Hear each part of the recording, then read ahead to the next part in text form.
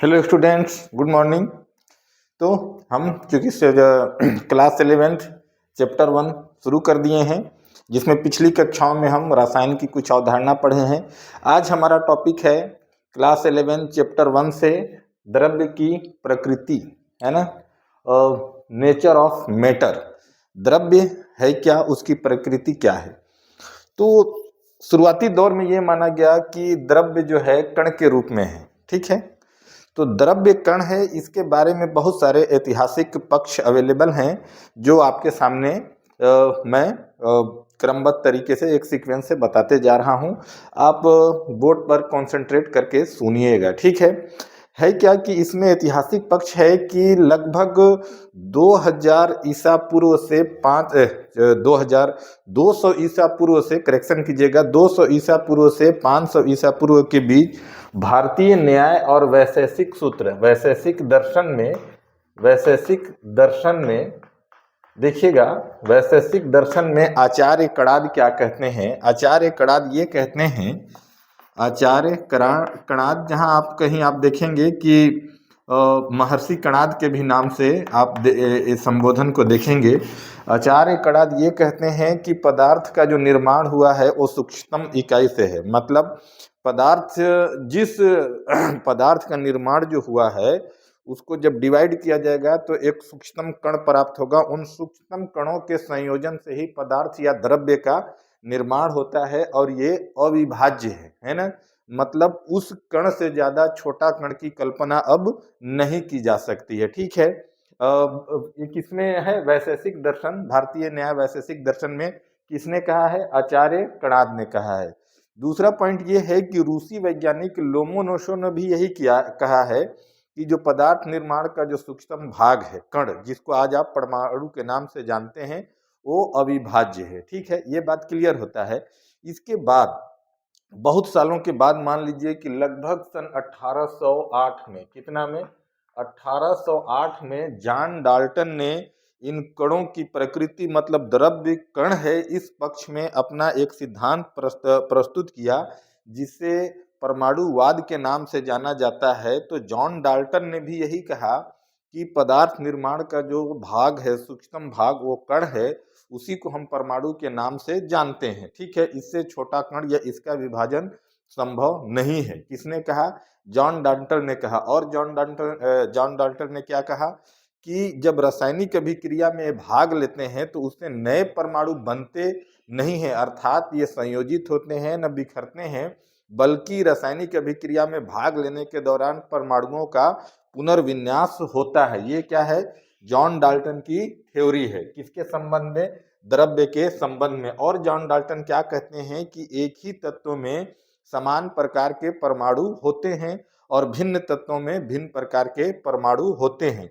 और एक और पॉइंट कहते हैं जॉन डाल्टन की, जब ये परमाणु या कण जब यौगिक बनाते हैं तब परमाणु एक सरल अनुपात में रिएक्शन करते हैं, क्रिया करते हैं। जैसे कि एक यौगिक में बात करूं जल का, तो सरल पूर्णांक अनुपात क्या हो जाएगा कि हाइड्रोजन की संख्या 2 और ऑक्सीजन की संख्या 1। ये सब कौन कहता है, जॉन डाल्टन कहते हैं, ठीक है। जब जॉन डाल्टन ये बात कहते हैं तो एक रसायन जगत में उस दौर में एक, मान लीजिए कि क्रांति के जैसा ये बात थी, क्योंकि जॉन डाल्टन के इस परमाणुवाद के आधार पर द्रव्य के अविनाशिता सिद्धांत को क्या मिला, सपोर्ट मिला, आधार मिला, द्रव्यमान संरक्षण के नियमों का। और किसको मिला, नियत अनुपात नियम को भी क्या मिला, आधार मिला, जब डाल्टन ने परमाणुवाद प्रस्तुत किया, ठीक है। अगर सही मायनों में बोलें कि द्रव्य है क्या, तो द्रव्य क्या है कि जो स्थान घेरती है, जिसका कुछ न कुछ द्रव्यमान है। और दूसरा और क्या कह रहा है कि जो आपके ज्ञानेंद्रियों द्वारा, कम से कम किसी एक ज्ञानेंद्रियों द्वारा क्या है, उसको देखा जा सके। तो ये क्या है, ये द्रव्य की बातें कह रहे हैं। क्या कह रहे हैं कि जो स्थान घेरती है, जिसका द्रव्यमान है, और अपनी ज्ञानेंद्रियों द्वारा, ज्ञानेंद्रियों से आसे सेंस ऑफ ऑर्गन द्वारा, आंख से या स्पर्श करके आप देख सकते हैं, है ना, महसूस कर सकते हैं, ठीक है। किसी एक ज्ञानेंद्रिय द्वारा आपका उसका बोध होना चाहिए, उसी को हम क्या कहते हैं, द्रव्यमान कहते हैं। अब चूंकि हम जानते हैं कि इस ब्रह्मांड का निर्माण जो हुआ है द्रव्यमान और ऊर्जा से हुआ है। कैसे हुआ है, इस ब्रह्मांड का निर्माण जो है द्रव्यमान और ऊर्जा से हुआ है। अब द्रव्यमान को तो आप देख सकते हैं लेकिन ऊर्जा को आप नहीं देख सकते हैं, ठीक है। जब ऊर्जा को नहीं देख सकते हैं तो द्रव्यमान और ऊर्जा में क्या संबंध है, इस संबंध को जानने के लिए जो आइंस्टाइन का जो समीकरण है, आप इस चीज को भली भांति जानते हैं। आइंस्टाइन का जो समीकरण है E = mc², तो m द्रव्यमान का जो द्रव्य है उसकी ऊर्जा का फार्मूला ये है, जहां m द्रव्यमान है और c क्या है, वेग है, और वेग कितना है, लगभग प्रकाश के वेग के बराबर है, ठीक है। ये सब चीजें यहां तक होती है द्रव्य के कणिका सिद्धांत के बारे में।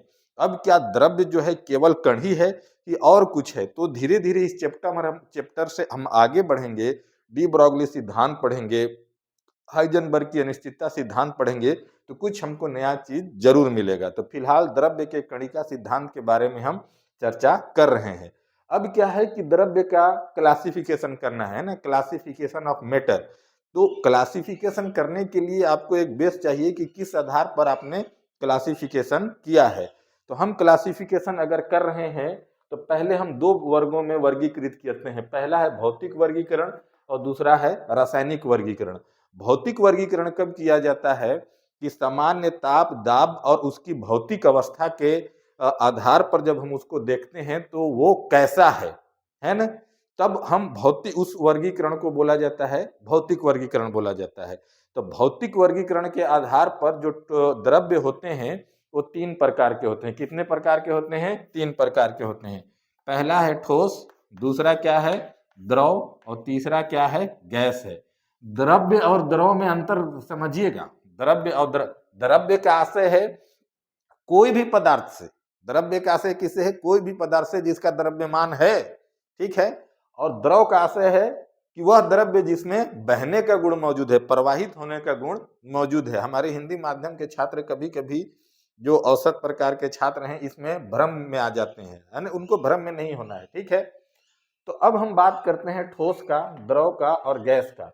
तो जो ठोस है इसका एक निश्चित आकार होता है, निश्चित ज्यामिति होती है, ठीक है। इसका निश्चित आयतन होता है, ठीक है। और ये जनरली कठोर होते हैं, दृढ़ होते हैं, ठीक है।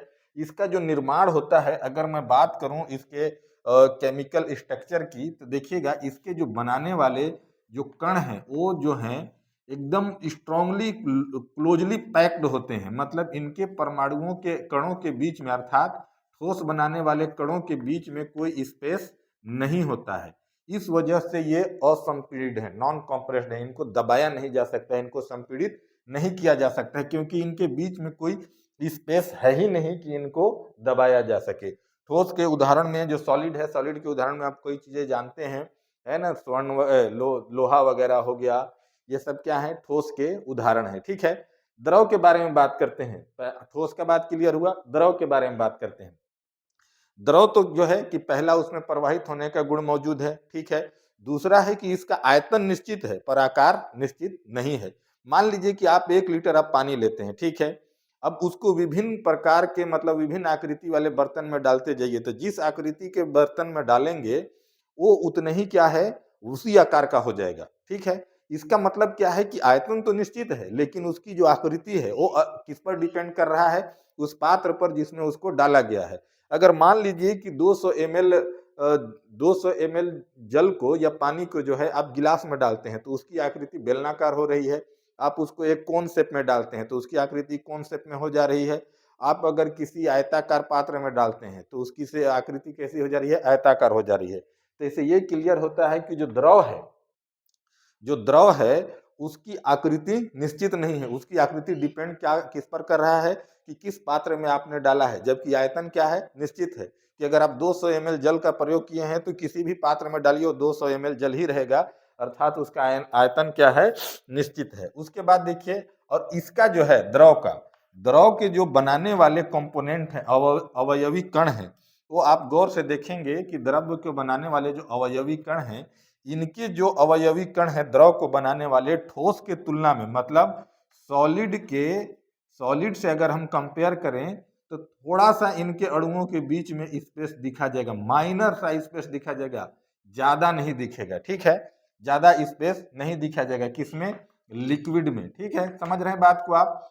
मतलब जो सॉलिड है उसको बनाने वाले जो कंपोनेंट हैं, अवयवी कण हैं, वो क्लोजली पैक हैं, और उसके तुलना में जो लिक्विड बनाने वाले जो कंपोनेंट हैं, अवयवी कण हैं, वो क्या है, थोड़ा सा स्पेस है। सैद्धांतिक रूप से, व्यवहारिक रूप से उसको भी नहीं हम कह सकते हैं। तो इसका मतलब क्या है कि जो द्रव है सैद्धांतिक रूप से जो है उनको संपीड़ित किया जा सकता है, लेकिन व्यवहारिक रूप से उनको संपीड़ित नहीं किया जा सकता, अर्थात कंप्रेस नहीं किया जाता। सैद्धांतिक रूप से किया जा सकता है, क्यों? क्योंकि आप डेफिनेशन में ये कहते हैं कि सॉलिड के तुलना में इनके बनाने वाले अवयवी कणों अर्थात कंपोनेंट में स्पेस होता है, अर्थात दबाया जा सकता है, लेकिन उच्च दाब पर। हम पहले ही कह रहे हैं कि सैद्धांतिक रूप से संपीड़ित किया जा सकता है, लेकिन व्यवहारिक रूप से नहीं देखा जाता है। अगर होता भी है तो अत्यधिक दाब पर एकदम हल्का सा इसको कंप्रेस किया जा सकता है। ये क्या हो गया, द्रव हो गया। द्रव का आप उदाहरण जानते हैं, एल्कोहल है, जल है, दूध है, ये सब क्या है, द्रव के उदाहरण है। उसके बाद अगला जो हमारा पॉइंट है भौतिक द्रव्य का भौतिक वर्गीकरण में गैस। तो गैस जो है, गैस का आप डेफिनेशन को देखेंगे तो गैस का ना आयतन निश्चित होता है ना आकार निश्चित होता है, और इसके कण जो हैं, गैस को बनाने वाले कण काफी दूर होते हैं, है ना।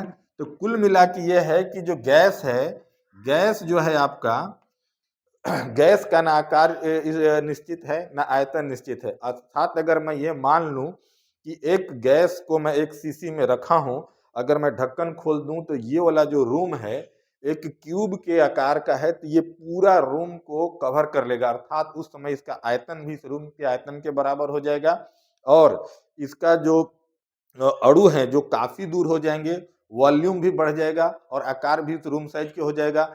जैसा पात्र में डालिए वैसा इसका आकार हो जाएगा, और जितने बड़े पात्र में डालिए उतने बड़े एरिया को ये लगभग कवर करता है। तो इसका आकार निश्चित है ना आयतन निश्चित है। अब इसमें एक पॉइंट और ये है कि क्या इसको ठोस द्रव और जैसा संपीड़न का भी यहाँ बात कर सकते हैं, तो कर सकते हैं। इसको काफी हद तक कंप्रेस्ड किया जा सकता है, काफी हद तक, मतलब बहुत ही ज्यादा कंप्रेस्ड कर सकते हैं, इतना इसको संपीड़ित किया जा सकता है कि इसको द्रव अवस्था में लाया जा सकता है। इसका सबसे अच्छा उदाहरण है जो आप समझेंगे, वो उदाहरण है एलपीजी। ठीक है, जो एलपीजी जो घरेलू ईंधन है, जो खाना बनाने के लिए आप उपयोग करते हैं, जिसका फुल फॉर्म आप जानते हैं लिक्विड पेट्रोलियम गैस। जब वो वो एलपीजी के आप टैंक को लाते हैं घर में, आप उठाते हैं तो आपको अनुभव होता है कि उसके अंदर द्रव है, लेकिन यहाँ फुल फॉर्म में देखिए क्या लिख रहे हैं, लिक्विड पेट्रोलियम गैस। वो क्या है, वास्तविक में गैस है। उसको संपीड्य करके, कंप्रेस्ड करके उसको किस अवस्था में ला दिया गया है, द्रव अवस्था में। तो गैसों को काफी हद तक क्या किया जा सकता है, उसको कंप्रेस किया जा सकता है, संपीड़ित किया जा सकता है, द्रव अवस्था में लाया जा सकता है। एक और जो है, जो हमारे बच्चे हैं पढ़ने समय अक्सर गलती करते हैं कि क्या गैस और वाष्प एक ही चीज है। तो इसको आज आप एकदम टोटली जो है, आज इसको क्लियर कट जान लीजिए। आज के बाद किसी भी प्रकार का कंफ्यूजन आपके मन में नहीं होना चाहिए। गैस और वाष्प दो अलग अलग अवस्थाएं हैं, तो दोनों में मेनली अंतर क्या है। तो गैस होता क्या है, जो सामान्य तापमान पर अर्थात कमरे के तापमान पर ही क्या है, गैस है। जबकि वाष्प जो है कमरे के तापमान पर गैस नहीं है, वो क्या है, द्रव अवस्था में है, और उसको जो है टेम्परेचर देकर उसकी ऊष्मा को बढ़ाकर क्या किया जाता है, गैसीय अवस्था में लाया जाता है। जैसे कि आप जानते हैं कि H2O जो है, ये जो है आपका कमरे के तापमान पर क्या है, द्रव है, लिक्विड है। जब इसको टेम्परेचर दिया जाता है, लगभग 100 डिग्री सेल्सियस तक पहुंचा दिया जाता है, तब यही H2O क्या बन जाता है, वेपर बन जाता है। तो हम ऐसा नहीं कहेंगे कि जो जल की जो भौतिक अवस्था है, फिजिकल स्टेज है, वो गैस है। जल का जो फिजिकल स्टेज है वो लिक्विड है। ये जब इसको अतिरिक्त टेम्परेचर दिया जाता है तब क्या होता है, वेपर बनता है। तो वेपर और गैस में जो बेसिक अंतर है यही है। ठीक है, भौतिक वर्गीकरण में देखिएगा मुख्य रूप से हम तीन प्रकार से क्लासिफिकेशन किए हैं, जिसमें द्रव्य का पहला क्लासिफिकेशन है सॉलिड, दूसरा है लिक्विड और तीसरा है गैस।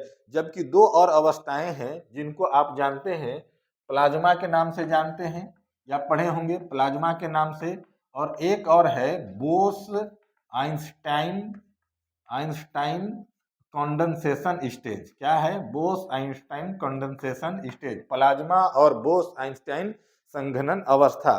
जो ताप और दाब के चरम स्थितियों में जनरली प्रयोगशाला में ही प्राप्त किया जा सकता है। हमारे ये भौतिक जगत में इस अवस्था को प्राप्त करना उतना सरल नहीं है। ठीक है, लेबोरेटरी में ही, मतलब कॉमन रूप से ये नहीं है। प्लाज्मा वगैरह जो है स्टार्स वगैरह में पाए जाते हैं, अंतरिक्ष में जो स्टार्स हैं। ठीक है, तो ये जो है मेनली जो है भौतिक वर्गीकरण करते हैं द्रव्य का, तो उसमें है ठोस है, द्रव है, गैस है, और जो चरम स्थितियों में प्राप्त किया जा सकता है ताप और दाब के, मतलब superior condition of temperature and pressure, उस समय आप प्राप्त कर सकते हैं प्लाज्मा कंडीशंस को, और बोस आइंस्टाइन कंडेंसेशन स्टेज को आप प्राप्त कर सकते हैं। ठीक है, अब जो अगला वर्गीकरण है ना, हम पहला वर्गीकरण द्रव्य का किसके आधार पर किए, फिजिकल स्टेज के आधार पर। दूसरा हम वर्गीकरण क्लासिफिकेशन कर रहे हैं रासायनिकता के आधार पर, अर्थात रासायनिक वर्गीकरण। रासायनिक वर्गीकरण में यह देखा जाता है कि रासायनिक वर्गीकरण में कि बना कैसे, किस किस अणु से बना है, उसके चेंजेज क्या होते हैं, उसकी रिएक्शंस क्या होते हैं। ठीक है, तो उसके आधार पर जब हम वर्गीकरण करते हैं तब उस वर्गीकरण को बोला जाता है रासायनिक वर्गीकरण।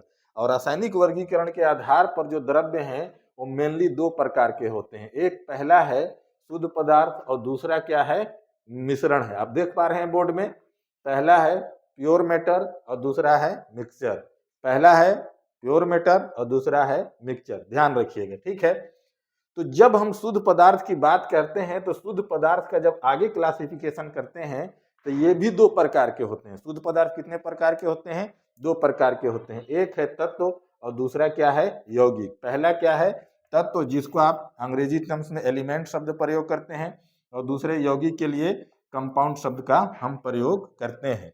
ठीक है, तो तत्व के बारे में जानिए। तत्व क्या है कि तत्व जो आप देखेंगे तो तत्व के लिए जो है पहले हाँ शुद्ध पदार्थ का परिभाषा हम देख लेते हैं। तो शुद्ध पदार्थ का परिभाषा देखिए क्या कहता है शुद्ध पदार्थ, कि वह पदार्थ या द्रव्य है ना, वह पदार्थ या द्रव्य जो है जिसके अवयवी कण जो है रासायनिक प्रकृति से एक ही प्रकार के होते हैं और इनको किसी भी प्रक्रम द्वारा अन्य पदार्थों में विभक्त नहीं किया जा सकता है, इसी को शुद्ध पदार्थ कहा जाता है।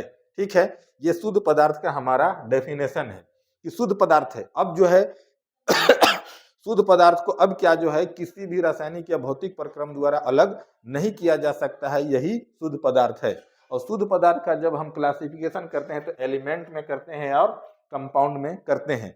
अब जब एलिमेंट में करते हैं तो एलिमेंट की जो है दो परिभाषाएं, डेफिनेशन जो है प्रचलित हैं।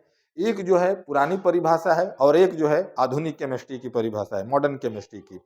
तो मॉडर्न केमिस्ट्री के डेफिनेशन के अनुसार हम बात करेंगे तो पुरानी परिभाषा जो है आज के कॉन्सेप्ट में वो गलत है, लेकिन उस दौरान के लिए कई चीजों को व्याख्या करने के लिए वो डेफिनेशन भी काफी उपयोगी था। तो जो पुरानी परिभाषा है आधुनिक केमिस्ट्री के जन्मदाता लेओजियर ने दिया था। किसने दिया था, लेओजियर ने दिया था। उन्होंने क्या कहा था कि किसी शुद्ध पदार्थ का वह सरलतम रूप जिसे सामान्य भौतिक या रासायनिक प्रक्रम द्वारा तोड़ा नहीं जा सकता है तथा इससे और सरल रूप प्राप्त नहीं किया जा सकता है, इसी को क्या बोला जाता है, तत्व बोला जाता है। सीधे सीधे शब्दों में बोलिए कि लेओजियर के सिद्धांत के अनुसार कि तत्व से सरल रूप इस प्रकृति में अब प्राप्त शुद्ध पदार्थ का नहीं किया जा सकता है, न उस तत्व को तोड़ा जा सकता है ना, और उससे छोटी कल्पना भी नहीं है। ये कौन करे, मतलब छोटे शुद्ध पदार्थ की कल्पना नहीं है। तत्व एकदम सरलतम रूप है, इससे सरल रूप आप प्राप्त नहीं कर सकते हैं। लेकिन जब आधुनिकता केमिस्ट्री का डेवलपमेंट हुआ, जिसमें आप पढ़ते हैं चैडविक का प्रयोग पढ़ते हैं, जे थॉमसन का प्रयोग पढ़ते हैं, गोल्डस्टीन का पढ़ते हैं, रदरफोर्ड का पढ़ते हैं, नील्स बोर का पढ़ते हैं, और आर्टिफिशियल जो तत्वांतरण के बारे में पढ़े हैं, कृत्रिम तत्वांतरण के बारे में, कि एक तत्व से दूसरे तत्व को बनाना, खासकर ये नाभिकीय अभिक्रियाओं के दौरान उत्पन्न होते हैं। तो इसके आधार पर जब ये सब चीजें रासायनिक प्रयोग में आई तब तत्व का परिभाषा क्या हो गया, चेंज हो गया। तो चेंज हो गया तो नया परिभाषा क्या बना, नया परिभाषा बना कि तत्व वह शुद्ध पदार्थ है जो एक ही प्रकार के परमाणुओं से बनता है। ठीक है, तत्व, और ये जो परिभाषा है इलेक्ट्रॉनिक विन्यास के आधार पर है। और नया परिभाषा क्या कह रहा है, गौर से सुनिएगा, कि तत्व जो है वह शुद्ध पदार्थ है जो एक ही प्रकार के परमाणुओं से बनता है। मतलब जो लेवोजियर ने कहा था कि तत्व से सरलतम रूप प्राप्त नहीं किया जा सकता है, तो आधुनिक परिभाषा ने यह बोल दिया कि तत्व से सरलतम रूप प्राप्त किया जा सकता है। किस रूप में? परमाणु के रूप में। क्योंकि सीधे सीधे नया परिभाषा क्या कर रहा है कि तत्व वह शुद्ध पदार्थ है जो परमाणुओं से मिलकर बना हुआ है, एक ही प्रकार के परमाणुओं से मिलकर बना। अगला तत्व अलग प्रकार के परमाणु से बना है, दूसरा तत्व दूसरे प्रकार के परमाणु से मिलकर बना हुआ है। तो जो पुरानी परिभाषा है, आज के परिभाषा पुरानी परिभाषा को आज के परिभाषा ने टोटली रिप्लेस कर दिया। आज जो है लगभग हमको 118 तत्व ज्ञात हैं। कितने तत्व ज्ञात हैं? 118 तत्व ज्ञात हैं, जिसमें 92 जो है 118 तत्व हमको क्या है? ज्ञात है। कितने तत्व ज्ञात हैं? 118 तत्व ज्ञात हैं, जिसमें 92 तत्व जो है नेचुरल रूप से अवेलेबल हैं इस नेचर में, और शेष को जो है हम नाभिकीय अभिक्रियाओं के दौरान जो है प्रयोगशाला में बनाए हैं। ठीक है, यही तो कृत्रिम तत्वांतरण है कि एक तत्व से दूसरे तत्व में बदलना। तो ये सब तत्व के पुरानी परिभाषा को क्या कर दिए? गलत कर दिए। ठीक है, और शेष जो है मतलब 118 में 92 प्रकृति में है, शेष जो है नाभिकीय अभिक्रियाओं के दौरान प्रयोगशाला में बनाए गए हैं। और पृथ्वी के गर्त में सर्वाधिक मात्रा में पाए जाने वाला जो तत्व है वो कौन सा तत्व है? वो ऑक्सीजन है। कौन सा तत्व है? ऑक्सीजन है, जो 46.6% पाया जाता है। और इससे कम किसकी मात्रा है? सिलिकॉन की है, जिसका मात्रा 27.7% है। और इससे कम जो है एल्यूमिनियम है, जिसकी मात्रा जो है 8.3% है। ठीक है, तो इन 118 तत्वों में जो सर्वाधिक मात्रा में पृथ्वी के गर्त में कोई तत्व पाया जाता है तो ऑक्सीजन है, जो 46.66% है। और दूसरे नंबर पर सिलिकॉन जो है 27.7% है। और तीसरे नंबर पर एल्यूमिनियम जो है जो 8.3% है। ये बात क्लियर हुआ? ठीक है, अब इसके बाद अगर हम बात करें तो इन तत्वों का पुनः क्लासिफिकेशन होता है। एक होता है धातु, और दूसरा होता है अधातु, और तीसरा होता है उपधातु, मेटल, नॉन मेटल और सब मेटल, ऐसे करके है। तो देखिएगा, धातु जो है जनरली हम जानते हैं कि कठोर होते हैं, दृढ़ होते हैं। इसमें पारा को छोड़ के, जो पारा है ये जो है लिक्विड फॉर्म में रहता है, ये एक्सेप्शन है। क्या है? ये एक्सेप्शन है। मेटल में ये क्या है? एक्सेप्शन है। जनरली सारे मेटल जो हैं वो क्या होते हैं? कठोर होते हैं, ठोस अवस्था में होते हैं। और पारा जो है इसका क्या होता है? एक्सेप्शन है, ये लिक्विड फॉर्म में पाया जाता है। और मेटल जो है हीट और इलेक्ट्रिक करंट के क्या होते हैं? सुचालक होते हैं, मतलब उसमें अच्छा से विद्युत धारा प्रवाहित हो सकता है, उसमें अच्छे से ऊष्मा प्रवाहित हो सकता है। अधातु जो है लगभग तीनों अवस्था में पाए जाते हैं, ठोस, द्रव्य, गैस, तीनों अवस्थाओं में पाए जा सकते हैं। इसमें जो है ये विद्युत के प्रति क्या होते हैं? बैड कंडक्टर होते हैं। इसमें विद्युत धारा का प्रवाह नहीं होता है, ग्रेफाइट को छोड़कर। ग्रेफाइट यहाँ क्या है? एक्सेप्शन है। ग्रेफाइट विद्युत का अच्छा चालक है, मतलब गुड कंडक्टर है। अब उपधातु किसको कहते हैं? तो उपधातु जो है, जो धातु और अधातु दोनों के प्रॉपर्टीज को इसमें शो करता है, दिखाता है, उसको उपधातु कहते हैं। उपधातु में आप उदाहरण देखेंगे तो आप देखेंगे एंटीमनी है, बिस्मथ है। ठीक है, ये सब क्या है? उपधातु के उदाहरण है। ठीक है, अब हम देखते हैं कि जब शुद्ध पदार्थ का हम क्लासिफिकेशन किसमें किए? तत्व का क्लासिफिकेशन हम किस किए? धातु में, अधातु में, और किसमें किए? उपधातु में। अब हम आते हैं शुद्ध पदार्थ के क्लासिफिकेशन जो है यौगिक के रूप में। तो यौगिक को देखिएगा, यौगिक का डेफिनेशन क्या है? तो यौगिक का डेफिनेशन देखिएगा क्या है कि जब दो या अधिक भिन्न तत्वों के दो या दो से अधिक परमाणु जो है सरल अनुपात में क्रिया करते हैं तब यौगिक प्राप्त होता है। और यौगिक के उदाहरण ये सब हैं: H2O, ammonia, phosphine, sulphur dioxide. ये सब क्या है? यौगिक के कंपाउंड के क्या है? एग्जाम्पल है। यहाँ इसका सरल अनुपात कहेंगे तो 2:1 हो जाएगा, इसका अनुपात कहेंगे रेशो तो 1:3 हो जाएगा, इसका करेंगे तो 1:3 हो जाएगा, इसका कहेंगे तो 1:2 हो जाएगा। तो सरल अनुपात में जो है कोई भी तत्व के जो दो या दो से अधिक परमाणु है आपस में क्रिया करके जो नया प्रोडक्ट बना रहे हैं उसी को यौगिक कहते हैं। और यौगिक जो होते हैं जनरली दो प्रकार के होते हैं, एक को बोलते हैं अकार्बनिक यौगिक और दूसरे को बोलते हैं कार्बनिक यौगिक। तो अकार्बनिक यौगिक अंग्रेजी जो शब्द है इसका है इनऑर्गेनिक कंपाउंड, और कार्बनिक यौगिक का जो अंग्रेजी शब्द है वो है ऑर्गेनिक कंपाउंड। तो इन ऑर्गेनिक कंपाउंड में हम उन कंपाउंड का अध्ययन करते हैं या स्टडी करते हैं, या वे अकार्बनिक यौगिक होते हैं जिसमें बेस एटम जो है कार्बन नहीं है, ठीक है। और जो कार्बनिक यौगिक में जो है उन्हीं का हम अध्ययन करते हैं, या वे कार्बनिक यौगिक कहलाते हैं जिसमें जो बेस एटम जो है या बेस एलिमेंट जो है, आधार तत्व जो है वो कार्बन है। जनरली जब हम कार्बनिक यौगिक का अध्ययन करते हैं तो उसमें कार्बन का होना जरूरी है। जैसे अकार्बनिक यौगिक का बात आप करेंगे तो सोडियम हाइड्रोक्साइड क्या है, अकार्बनिक यौगिक है।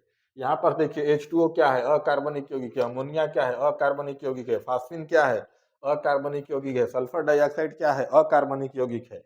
लेकिन यही आप बात करते हैं HCHO, यहाँ पर इसका बेस एलिमेंट जो है कार्बन है, ये कार्बनिक यौगिक है। आप बात करते हैं ईथर का, तो इसका जो बेस एटम है, एलिमेंट है, वो क्या है, कार्बन है, तो ये कार्बनिक यौगिक है। आप बात करते हैं हाइड्रोकार्बन का, तो ये सब क्या है, कार्बनिक यौगिक है। तो यौगिक जनरली दो प्रकार के होते हैं, जिसमें अकार्बनिक यौगिक है और कार्बनिक यौगिक है। इसके बाद देखिए, जब आप रासायनिक वर्गीकरण किए द्रव्य का, तो पहला आप किसमें किए थे, शुद्ध पदार्थ में। दूसरा आप क्या में किए थे, मिश्रण में किए थे, है ना। तो मिश्रण भी जो है जनरली कितने प्रकार के होते हैं, दो प्रकार के होते हैं। मिश्रण का आशय ही है कि दो प्रकार के यौगिकों को या दो कंपोनेंट को आपस में मिला देना, ठीक है। तो इसमें जो है समांगी मिश्रण होता है और एक क्या होता है, विसमांगी मिश्रण होता है। समांगी मिश्रण और विसमांगी मिश्रण को समझने का कोशिश कीजिए। समांगी मिश्रण में जो है क्या होता है कि समांगी मिश्रण, इसका इंग्लिश जो वर्ड है, अंग्रेजी वर्ड है होमोजीनियस मिक्सचर कहते हैं, और इसको हेट्रोजीनियस मिक्सचर कहते हैं। होमोजीनियस मिक्सचर में देखिएगा क्या है कि इसके जो संघटन रहते हैं उस पात्र में जिसमें बनाया गया है सर्वत्र एक समान होते हैं। मतलब दोनों संगठनों के बीच में जो दो आप पदार्थों का जो मिश्रण तैयार किए हैं, तो उनके बीच में जो है कोई जो है बाउंड्री लाइन नहीं है, सीमा रेखा नहीं है, एक दूसरे में पूरी पूरी डिजॉल्व हो चुके हैं। जैसे शक्कर का घोल, शक्कर का घोल अगर आप तैयार करते हैं तो देखिएगा, मान लेते हैं कि एक मैं पात्र में शक्कर का घोल तैयार करता हूं, तो इनके संगठन जो है, कंपोनेंट जो है दो हैं, एक जो है शुगर है और दूसरा क्या है, जल है। तो आप यहाँ पास के अगर आप घोल को टेस्ट करते हैं तब भी मीठा है, यहाँ पास का करते हैं फिर भी मीठा है, यहाँ पास का करते हैं तब भी मीठा करते हैं, मीठा है। मतलब इसका जो संगठन है सर्वत्र एक समान है पूरे जगह। और ऐसा नहीं है कि ऊपरी भाग को पिए तो मीठा, नीचे भाग को पिए तो या टेस्ट करें तो फीका होगा। मतलब इसका संगठन सर्वत्र एक समान है। नमक और शुगर और जल के अणु के बीच में कोई सीमा रेखा नहीं है। तो ऐसे मिक्सचर को हम क्या बोलते हैं, होमोजीनियस मिक्सचर बोलते हैं, समांगी मिश्रण बोलते हैं। शक्कर का घोल हो सकता है, नमक का घोल हो सकता है, और भी कई एग्जाम्पल हो सकते हैं। हेट्रोजीनियस में देखिएगा, विसमांगी मिश्रण में, विसमांगी मिश्रण में क्या है कि इनके संगठन तो आपस में मिलते जरूर है, लेकिन ये रासायनिक क्रिया आपस में नहीं करते हैं, ठीक। कुल मिला के मिश्रण का डेफिनेशन यही है कि वो रासायनिक अभिक्रिया नहीं करते, मिला दिया जाता है। अब देखिएगा कि हेट्रोजीनियस में क्या होता है कि ये संगठन सर्वत्र एक समान नहीं है, और दो पदार्थों का अगर आप बनाए हैं मिश्रण, तो दोनों के बीच में एक बाउंड्री लाइन भी है, मतलब उसको पृथक किया जा सकता है। जैसे कि मान लीजिए कि आपने क्या किया है कि आपने जल में तेल डाल दिया है, तो आप देखेंगे कि तेल अलग दिखाई देगा, जल अलग दिखाई देगा। तो ये क्या है, हेट्रोजीनस मिक्सचर का एग्जाम्पल है। आप क्या है कि मिट्टी डाल दीजिए पानी में, इसको घोल दीजिए, आप कुछ देर में देखेंगे कि मिट्टी के कण अगल बगल दिखाई देते हैं। तो ये सब क्या है, हेट्रोजीनस मिक्सचर है, ठीक है। जो मेटल एलॉय हैं जनरली जो हैं वो भी क्या है, हेट्रोजेनस मिक्सचर है, जैसे लोहे में सल्फर डाइऑक्साइड वगैरह को डाला जाना। तो इस प्रकार रसायन जो हमारा कक्षा 11वीं है, रासायनिक अभिक्रिया की जो मूल अवधारणा है उसका चैप्टर 2 खत्म होगा, जिसमें हम द्रव्य की प्रकृति के बारे में पढ़ें और भौतिक वर्गीकरण किए, रासायनिक वर्गीकरण किए, ठोस, द्रव, गैस, शुद्ध पदार्थ, मिश्रण, तत्व, यौगिक, कार्बनिक यौगिक, अकार्बनिक यौगिक, समांगी मिश्रण, विसमांगी मिश्रण पर वृहद चर्चा किए हैं। आप वीडियो को बार बार देखिए। आपको कहीं कोई समस्या है तो जरूर कमेंट सेक्शन में लिखिए, आपके समस्या को दूर करने का प्रयास किया जाएगा। इससे आगे जब हम पढ़ेंगे तो इसके बहुत सारे थ्योरेटिकल और मैथमेटिकल स्वरूप हम लेक्चर 3 में शुरू करेंगे। तो ये पीछे के जो क्लास 11 के दो वीडियो बनाए हैं, दोनों को आप जरूर एक बार प्लेलिस्ट में जाके देखिएगा, ताकि आपका जो केमिस्ट्री के बारे में जो समझ है वो विकसित हो सके। अगर ये वीडियो आपके लिए उपयोगी है तो अंसारी एजुकेशन चैनल को सब्सक्राइब कीजिए, लाइक कीजिए, ठीक है। Thank you very much.